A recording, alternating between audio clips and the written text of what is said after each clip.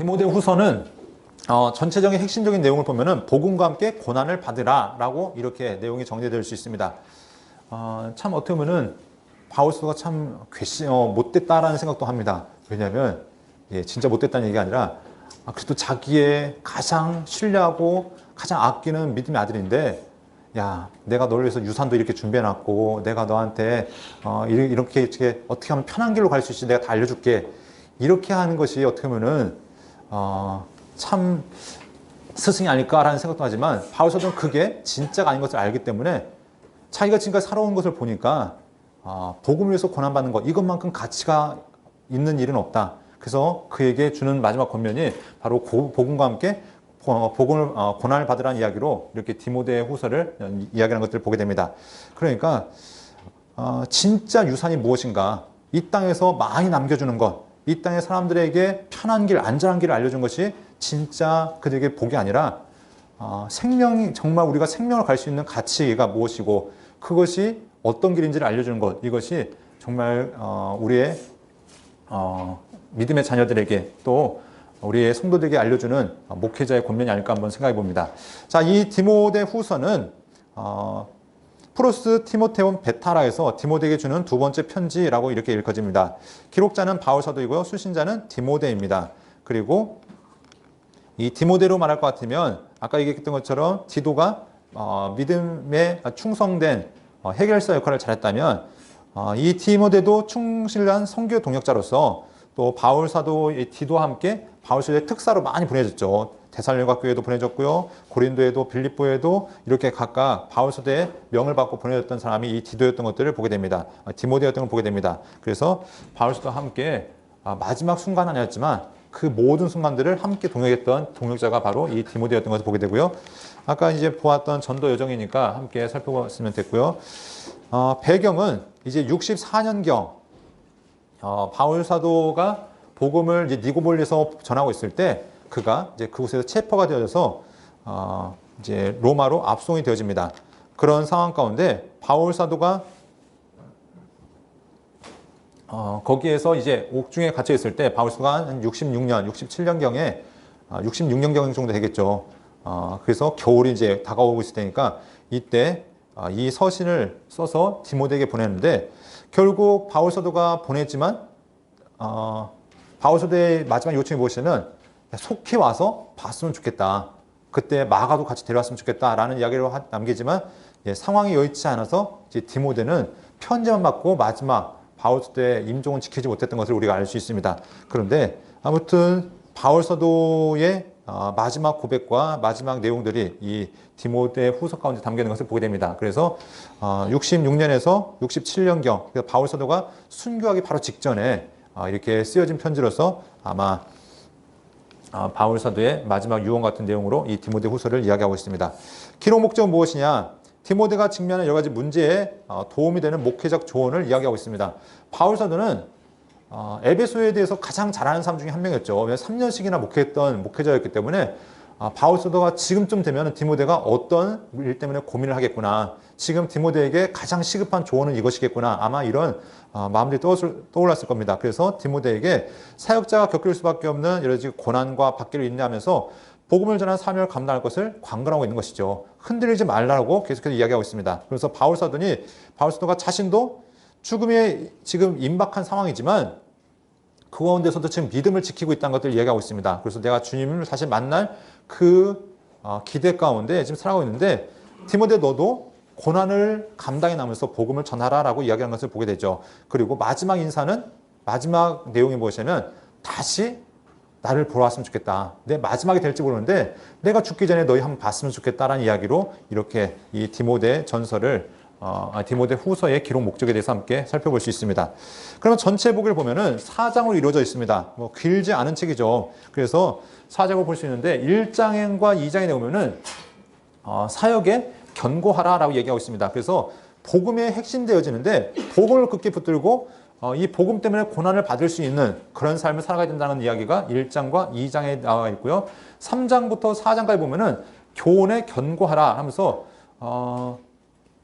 마지막 시대에 정말 많은 이 세상 가운데 죄악들이 나타날 것이고 또 경건한 자들에게 많은 박해가 임할 것이지만 그래도 이 모든 것들을 감당해내면서 복음 안에 거할 것을 이야기하고 있고 목회자의 삶이 무엇이냐 말씀을 전하는 것을 이야기하고 있습니다. 특별히 디모데 후서 3장 16절에 보면은 우리가 잘 외우는 말씀이 있죠. 모든 성경은 하면서 이 성경에 대해서 이야기하면서 목회자의 사명이 무엇이냐 하나님의 말씀을 전파하는 것 이것이 바로 목회자의 사명인 것들을 이야기하고 마지막 이제 바울 사도의 개인적인 이야기를 하고 있는 것이죠. 나는 하나님 앞에 전자같이 부어졌다. 빌립보서에서도 그렇게 고백했었잖아요. 나는 너희의 그 믿음과 섬김 위에 내 삶을 전자같이 드렸다라고 했다면 여기서도 내 삶은 이미 다 부어졌다. 나는 다시 말해서 하나님 앞에 이제 갈 날이 멀지 않았다는 것들을 이제 그가 직면하고 있는 이제 인지하고 있는 것들을 알 수 있습니다. 그리고 마지막 이제 권면이 나오는 것이죠. 누구에게 문하느라 그리고 마가를 데려왔으면 좋겠고 또 드로아에서 내가 맡겨놓았던 그 고독과 책들을 가져왔으면 좋겠다. 이런 이야기들 그리고 마지막 고백들로 이렇게 맞춰진 것을 보게 됩니다. 바울 사도의 이 디모데후서 이야기는 디모데에게 주는 권면과 동시에 그가 얼마나 복음 앞에서 치열하게 살았는지 그리고 복음을 전하는 일이 결코 쉽고 편하고 안정된 길이 아니라 이건 정말 생명을 걸어야 되고 하나님 앞에서 우리의 모든 삶을 쏟아부어야 될 얼마나 귀중한 사명인지를 이렇게 디모데 후서를 통해서 이야기하고 있습니다. 그러면 한번 그 내용들을 함께 살펴가도록 하겠습니다.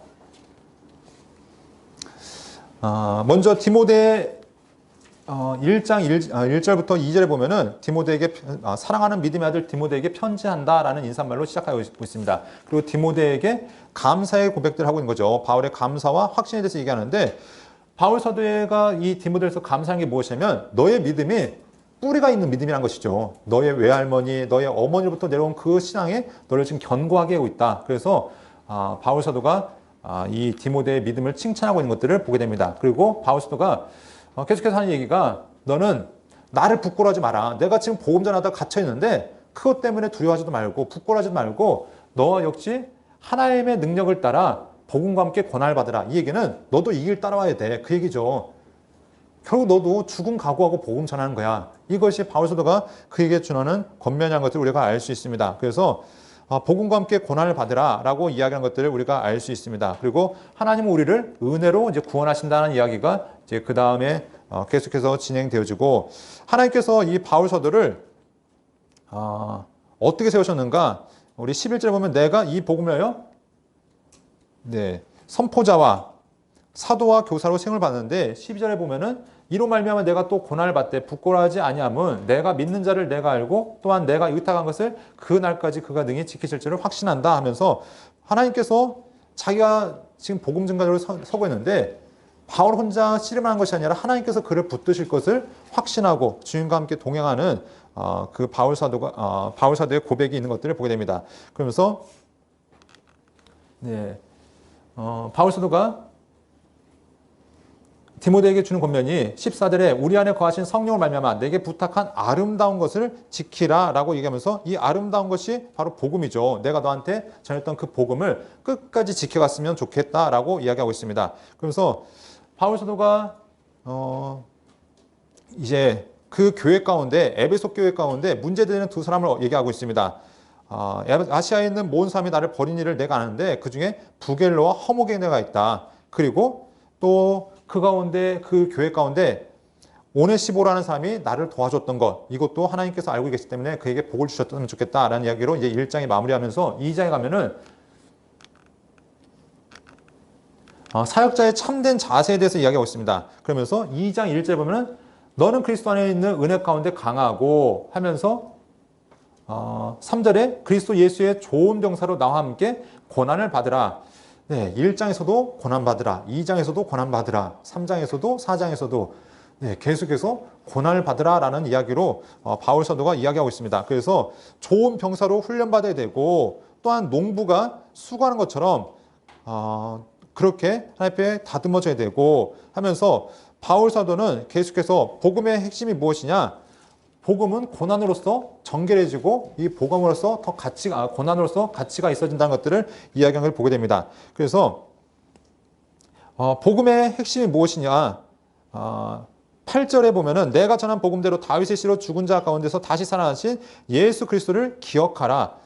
복음이 복음될 수 있었던 이유는 예수님이 죽으시고 부활하셨기 때문입니다. 그래서 바울 사도의 이야기는 갈라디아서부터 지금 디모데 후서까지 다른 얘기하지 않죠. 예수 그리스도 그분이 복음의 핵심이다. 내가 그것을 증거하고 있다라고 얘기하고 있습니다. 그래서 죽으시고 부활하신 예수 그리스도 그분을 이야기하면서 바울 사도가 지금도 계속 복음 전파에 대해서 이야기하는 것들을 우리가 알 수 있습니다. 자, 그러면서 14절에 보면은 14절부터 26절 가운데 바울 사도가 어떤 이야기를 하냐면 이제 그런 얘기를 하는 것이죠. 하나님 앞에서 쓰임 받는 사람은 어떤 사람이냐? 재능에 따라서 쓰임 받는 것이 아니라 정결하고 거룩하게 준비되어 있는 자를 하나님께서 쓰신다라고 이야기하고 있습니다. 하나님께서 어떤 사람을 쓰시는가? 깨끗하고 정결하게 되어지면 주인의 쓰시기에 합당하게 되고 모든 선한 일에 준비하면 될 것이다. 그렇기 때문에 너도 청력인 정욕을 피하고 깨끗한 마음으로 부른 자들과 함께 의와 믿음과 사랑과 화평을 따르라 라고 얘기하고 있습니다. 우리가 젊은이의 특징 중에 하나가 참 허무주의에 빠질 수 있고 또 세상을 회의적으로 볼 수 있는데 그러니까 허탄한 말싸움에 우리의 시간을 소비하지 말라는 것이죠. 그래서 정욕을 피하는 것들, 또 허탄한 변론을, 무식한 변론을 피하는 것들. 그래서 주의 종은 마땅히 다투지 아니하고 모든 사람에 대하여 온유하며 가르치기를 잘하며 참으며 하면서 거역한 자를 온유함을 훈계할지니 혹 하나님이 그들에게 회개함을 주사 진리를 알게 하실까 하며 그러니까 하나님께서 한 사람의 종을 세우기 위해서 어떻게 이 사람이 준비되어야 될지를 이렇게 바울의 입술을 통해서 권면하는 모습들을 보게 됩니다. 그래서 목회자의 자격 요건, 우리 방금 보셨듯이 24절, 25절 보면은 다투지 않고, 온유하고 가르치기를 잘하고 거역한 자를 온유함으로 훈계하고 이런 이야기들을 통해서 하나님 앞에서 왜 이렇게 이런 조건들이 있었는가? 그들을 통해서 바로 진리를 알게 하기 위해서 바로 우리가 이렇게 훈련 받아야 된다는 것들을 이야기하고 있습니다. 그러니까 그릇이 선해야 하나님께서 이 그릇을 통해서 선한 영향이 나타날 수 있는 것들을 이야기하고 있습니다. 자, 이제 계속해서 보면은 우리 17절 가운데 보면은 후메네오와 빌레도라는 사람이 있죠. 이 사람들은 정확하게 성경에서 뭐 어떤 일을 했는지 정확하게 나오진 않지만 이 사람들이 바로 에베소 교회를 어지럽혔던 거짓 교사였고 배교자였다는 것들을 이야기하고 있습니다. 이들이 교회를 어지럽혔는데 부활이 없다, 부활이 지나갔다, 뭐 이런 이야기들로 이 교회를 어지럽히는 문제가 있었는데 그래서 이들을 경계하라고 바울 사도가 또한 이야기하는 것들을 우리가 알 수 있습니다. 3장에 보면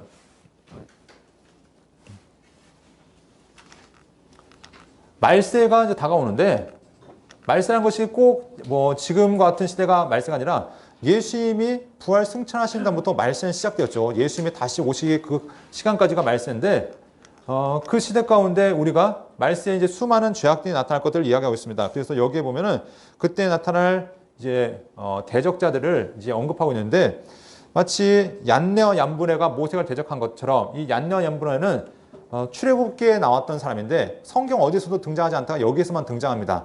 그러니까 출애굽기에 누구였냐면 지팡이로 뱀을 만들었던 사람, 술사들 있죠. 바로의 술사가 이름이 얀네와 얀브레였다라고 이렇게 얘기하는데 이 사람들이 바로 모세를 대적했던 것처럼 그들이 어떤 사람인가? 이 사람들은 마음이 부패한 자요, 믿음에 관하여는 버림을 받은 자다. 바로 거짓 교사들이 이러한 자들이라는 것들을 이야기하고 있는 것이죠. 그리고 그 시대가 되면 사람들이 어떻게 살아가는가? 3장 1절부터 쭉 그 내용들이 담겨 있습니다. 말세에 고통하는 때가 이럴 것인데 자기를 사랑하며 돈을 사랑하며 자랑하며 교만하며 비방하며 부모를 거역하며 감사하지 아니하며 거룩하지 아니하며 무정하며 원통을 풀지 않으며 모함하며 절제하지 못하며 사나우며 선한 것을 좋아하지 아니하며 그러니까 세상이 이렇게 타락해 간다는 것이죠. 그런데 이 이야기가 바울 시대의 모습뿐만 아니라 오늘날의 시대도 동일하게 이렇게 한다는 것입니다. 그런데 더 심각한 것은 무엇이냐? 경건이 타락한다는 것이죠. 경건의 모양은 있지만 능력은 부인한다. 그러니까 틀은 그럴듯하지만 그 안에 내용물은 사라진 시대가 바로 말세의 시대라는 것입니다. 그러니까 이 말씀들이 오늘날 우리에게는 그렇지 않은지 겉으로는 멀쩡한 목사인데 겉으로는 멀쩡한 성도인데 과연 그 안에 예수 그리스도의 능력이 있는가 이것들을 한번 돌아봐야 된다는 것입니다. 바로 얀네와 얀브레가 이런 사람의 대표적인 사람이었다라는 것들을 얘기하면서 우리의 삶에 한번 점검할 모습들, 이제 필요성을 우리에게 이야기하고 있는 것을 알 수 있습니다. 자, 10절부터 보면은, 계속해서 바울 사도가 고난을 극복하는 데 있어서 이제 도움이 되는 권면들을 하고 있는 것을 보게 됩니다. 경건한 자에게 박해가 임할 것인데 나의 교훈과 행실과 의향과 믿음과 오래 참음과 사랑과 인내와 박해를 받는과 고난과 또한 이런 쭉 이야기를 하는데 바울 사도가 나는 이렇게 살았다는 것이죠. 내가 이 바울 사도가 알고 있는 이제 디모데가 알고 있는 이야기인데 바로 여기 보면 안디옥과 이고니온과 루스드라에서 당한 일과 어떤 박해를 받은 것을 내가 과연 보고 알았다. 디모데가 어떻게 보면 이것이 디모데가 바울 사도를 따라다니게 됐던 이유 중에 하나였죠. 야, 바울 사도는 뭔가 다르다. 저 사람은 우리와 생각이 다르고 삶의 목적이 다르구나. 그러면서 이것이 디모데의 삶을 변화시켰듯이 바울 사도가 내가 이렇게 살았다는 것을 이야기하면서 너도 그렇게 살라는 것을 이야기하고 있죠. 그래서 디모데도 다 봤잖아. 내가 어떻게 살았는지 봤잖아. 우리가 고린도 후서 11장의 이야기를 통해서 보면은 바울 사도의 고난의 내용들을 쭉 이야기하잖아요. 그 내용들을 언급하는 것처럼 무릇 그리스도 예수 안에서 경건하게 살고자 하는 자는 박해를 받으리라. 예수 믿으면 만사형통 한다고 나와야 되는데 뭔가 잘못 나온 것 같습니다. 그래서 경건하게 살고자 하면 박해를 받는다. 이것이 바울 사도가 그들에게 주는 특별히 디모데에게 주는 권면이라는 것이죠. 그러면서 너는 배우고 확신한 일에 거하라. 내가 지금까지 너에게 증거했던 그 말씀을 잊지 말고 거기에 굳건하게 서 있으라고 그들에게 주는 권면을 하고 있습니다. 그러면서 내가 어렸을 때 성경을 알았나니 여기서 나오는 성경은 신약 성경을 얘기하는 건 아니죠. 구약을 얘기하는데 이 성경은 능히 하려고 그리스도 예수 안에 있는 믿음으로 말미암아 구원에 이르는 지혜가 있게 하느니라. 모든 성경은 하나님의 감동을 된 것으로 교훈과 책망과 바르게 함과 의로 교육하기에 유익하니 이는 하나님의 사람으로 온전하게 하며 모든 선한 일을 행할 능력을 갖추게 하려 함이라. 그러니까 우리가 온전하게 된 것은 하나님 말씀으로만 우리가 온전해질 수 있습니다. 왜냐하면 우리의 삶을 변화시킨 분이 하나님이신데 하나님은 무엇을 통해서만 알 수 있냐면 성경을 통해서만 알 수 있죠. 우리가 구약의 사람들의 죄악의 가장 큰 문제가 무엇이냐면 하나님을 떠나서 우상을 섬겼는데 왜 우상을 섬길 수밖에 없었냐면 하나님을 모르니까 하나님이 아닌 엉뚱한 것을 섬길 수밖에 없었죠. 그래서 바벨론 이후로 그들이 우상에 떠났던 이유가 회당이 세워지고 랍비들을 통해서 계속 말씀이 교육되면서 하나님을 알아가면서부터 우상에 대한 언급이 없어지는데 마찬가지로 우리가 한 사람의 목회자로서 하나님 앞에 충성된 일꾼으로 서는 것도 말씀이 우리 안에 들어올 때만이 말씀을 통해서 우리가 하나님을 바로 알 때만이 우리가 하나님의 한 종으로서 설 수 있다는 것들을 이야기하고 있습니다. 그러면서 바울 사도는 여기에서 멈춰서는 안 되고 4장에 보면은 4장에 이야기가 곧바로 너는 말씀을 전파하라. 때를 얻든지 못 얻든지 항상 힘쓰라. 범사의 오르참과 가르침으로 경책하며 경계하며 권하라. 4장에 또 나옵니다. 그러나 너는 모든 일에 신중하여 고난을 받으며 전도자의 일을 하며 내 직무를 다하라. 계속해서 고난을 받으며 그냥 어떤 분들은 그냥 허탈하신 채 웃으시는데 바울 사도의 마지막 이야기까지 무엇이냐면 그리스도의 진정한 종은 고난을 각오하는 길이다. 우리는 그러지 않길 바라잖아요. 좀 더 안정된 길을 바라고 좀 더 편안한 길을 바라고 좀 더 사람들에게 인정받는 길을 이야기하는데 바울 사도는 마지막 이야기하면서 예수 제대로 믿으면 고난받는 거야. 예수 제대로 따라가면 고난받는 게 당연한 거야 라고 바울 사도는 이 디모데에게 계속해서 이야기하고 있는 것이죠. 그러면서 마지막 이제 바울 사도가 권면의 내용이 무엇이냐면 전자와 같이 내가 벌써 부어지고 나의 떠날 시각이 가까웠도다. 이제 바울 사도는 이제 그때가 가까운 것을 아는 것이죠. 지금 마메톤 감옥에 이제 수감되어 있으면서 앞에서 바로 이제 앞에 사형장이 보입니다. 그러니까 보고 싶지 않아도 듣고 싶지 않아도 매일매일 사람들이 죽어 나가는 것을 보겠죠. 그러니까 특별히 예수 믿는 사람들이 하나 둘씩 순교하는 것을 볼 때 이제 내 시간이 가까웠구나. 나도 이제 하나님 앞에 설 날이 가까웠구나 것을 이야기하는 것을 알 수 있습니다. 그래서 나는 선한 싸움을 싸우고 나의 달려갈 길을 마치고 믿음을 지켰으니 이제후로는 나를 위하여 의의 면류관이 예비되었으므로 주 곧 의로우신 재판장이 그날에 내게 주실 것이며 내게만 아니라 주의 나타나심을 사모하는 모든 자에게도니라. 바울 사도는 죽음을 앞두고 지금 불안에 떨고 있는 것이 아닙니다. 나 큰일 났다. 이제 나 죽게 생겼다. 이것이 아니라 내가 그렇게 소망했던 그날이 이제 다가오는구나. 주님께서 나에게 주실 그 상을 받을 날이 이제 바로 앞에 다가왔구나. 그러면서 바울 사도가 나만 그 상을 받는 것이 아니라 나와 같이 그 길을 걸어가는 모든 자에게 하나님께서 그 상을 주실 것이다. 디모데야, 너도 그 상을 받기 위해서, 하나님께서 주실 그 믿음의 상을 받기 위해서 그 길을 걸어갔으면 좋겠다라고 이야기하는 것이죠. 그래서 바울 사도가 이렇게 고백하면서 마지막 부탁이 무엇이냐면 이제 9절부터 그런 얘기를 하고 있는 것입니다. 너는 어서 속히 내게로 오라 라고 권면하고 있습니다. 그런데 자기의 동역자들에 대한 이야기를 하고 있습니다. 대만은 이 세상을 사랑하여 나를 버리고 데살로니가를 갔고, 그레스게는 갈라디아로 갔고, 디도는 달마디아로 갔고, 누가만 나와 함께 있다. 내가 올 때 마가를 데리고 오라. 그가 나의 일에 유익하다 하면서 바울 사도가 자기 곁을 지켰던 수많은 사람들이 이제 떠나가고 누가만 자기와 함께 있는 그 상황들을 이야기하고 있습니다. 그러면서 이제 마지막 이야기하는 것이 16절에 내가 처음 변명할 때 나와 함께 한 자가 하나도 없고 다 나를 버렸으나 그들에게 허물을 돌리지 않기를 원하노라. 17절에 주께서 내 곁에 있어서 나에게 힘을 주심은 나로 말미암아 선포된 말씀이 온전히 전파되어 모든 이방이 듣게 하려 하심이니 내가 사자 입에서 건짐을 받았느니라. 주님께서 이 바울 사도에게 힘을 주셨던 이유는 오직 주의 복음을 증가하는 그 일을 위해서 하나님께서 그를 사용하셨다라고 이야기하고 있습니다.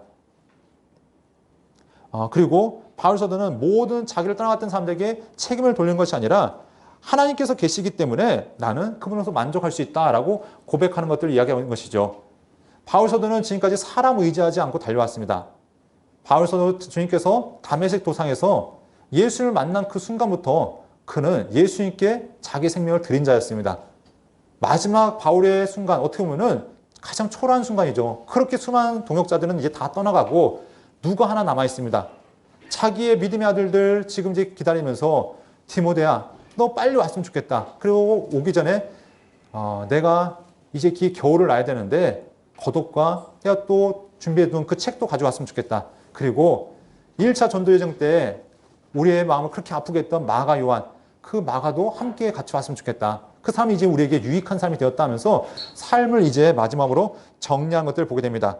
그리고 21절에 보면 마지막으로 그가 이야기하는 것이 무엇이냐? 너는 겨울이 오기 전에 어서 오라 하면서 으블로와 부데와 리노와 글라디오와 모든 형제가 다 내게 문안한다. 나는 주께서 내 심령에 함께 계시기를 바라오니 은혜가 너희와 함께 있을지어다 하면서 디모데에게 이런 권면을 마치고 있습니다. 그리고 바울 사도는 이 편지를 보내고 얼마 되지 않아 결국 참수당하게 됩니다. 이게 바울 사도의 참수타라고 얘기하는데 기둥에 여기에 이제 목을 대고 거기서 이제 사형 집행인이 이 목을 잘라서 이렇게 바울 사도를 죽였다고 얘기하는데, 바울 사도가 마지막 순간 어떻게 보면은 알아주는 없이 그렇게 쓸쓸하게 죽어왔지만 그는 그 모든 것들을 후회하거나 아니면은 난 잘못 살았다 이렇게 자기의 삶을 비관하는 삶으로 맞춰지지 않습니다. 바울 사도는 그의 삶 가운데 소망으로 가득 차 있습니다. 나는 지금 비록 순교가 다가왔지만 나에게는 이 땅에서 죽는 것이 목적이 아니라 주님께서 나에게 주실 그 상이 나에게 너무나 큰 기대로 다가오고 있다. 나는 지금까지 나 앞에 정말 전자같이 부어졌을 정도로 나는 후회 없는 삶을 살았다. 그런데 디모데야, 나만 그 삶을 살아갈 것이 아니라 너도 그 삶을 살아가야 된다라고 지금 이야기하는 것입니다. 우리 디모데후서를 정리합니다. 바울 사도는 5차 전도여정 가운데 3편의 서신을 쓰게 되는데 자기의 평생 동역자였던 디모데와 디도에게 목회자로서의 당부와 권면을 지금 주고 있습니다. 특별히 디모데에게 죽음을 목전에 두면서 이 디모데후서를 쓸 때 사역자 길이 사람들에게 인정받고 화려한 길 가는 것이 아니다. 사역자의 길은 복음을 위해서 죽음을 각오하고 복음을 위해서 고난을 각오하고 그 길을 묵묵하게 걸어가는 것, 주님의 인정을 바라보고 주님께서 주실 그 상 하나 바라보고 달려가는 것, 이것이 진정한 주의 종이다라는 것을 이야기합니다. 바울 사도의 관심은 그가 세웠던 교회들이 어떻게 하면 하나님 앞에서 바로 설 수 있을까, 이것이 그의 기도 제목이었고 이 일을 위해서 한 사람의 목회자가, 한 사람의 일꾼이 바로 서는 것, 이것을 바울 사도의 간절한 소망과 기도로 삼았던 것을 보게 됩니다. 마지막으로 바울 사도는 디모데를 보기 원했지만 결국 디모데를 보지 못하고 이게 쓸쓸하게 죽어왔다고 얘기합니다. 근데 전승에 의하면 바울 사도가 보냈던 이 편지를 디모데가 받자마자 어떻게든지 바울 사도에 가고자 했지만 여건이 안 됐다고 하죠. 교회 상황이었는지 아니면 날씨였는지 국제적인 상황인지 알 수는 없지만 디모데가 달려왔을 때 이미 바울 사도의 흔적만 남아있고 바울 사도는 존재하지 않았다고 얘기합니다. 하지만 디모데는 이 바울 사도에게 받았던 그 편지, 디모데 전서와 후서를 가슴에 새기면서 하나님께서 허락하신 그 사역지에서 그에게 맡겨졌던 그 복음을 증가하면서 묵묵하게 살아갔다고 얘기합니다. 복음과 함께 고난을 받으라. 이 말이 디모데의 가슴에 남아서 디모데 역시 에베소에서 사역하다가 15년 후에 그도 순교자로서 바울 사도와 함께 하나님 앞에 서게 됐다라고 얘기합니다. 믿음의 아버지 바울의 삶이 그의 아들을 통해서 다시 한번 재현된 것이죠. 나와 함께 고난을 받자. 이것이 가장 가치 있는 일이고 이것이 사역자의 길이다. 오늘 바울 사도의 고백을 돌아보면서 우리는 주님께서 맡기신 사명을 감당하기 위해 정말 고난까지 받아들일 수 있는가? 우리의 그 길이 무엇을 추구하고 있는가? 하나님께서 나를 부르셨을 그때 내가 무엇을 바라고 이 길에 들어왔는가? 우리에게 맡기신 그 교회, 하나님께서 우리를 한 사람의 일꾼으로 부르시고 우리를 향해서 품고 있는 그 하나님의 소원, 주님께서 인정하시는 진정한 사역자를 서기까지 하나님 앞에 간절히, 주님 앞에 간절히 주님을 사모하며 나갈 수 있는 여러분이 되어지길 소원합니다. 바울 사도가 고백했던 그 전제의 고백이 우리 가운데도 있기를 소원합니다.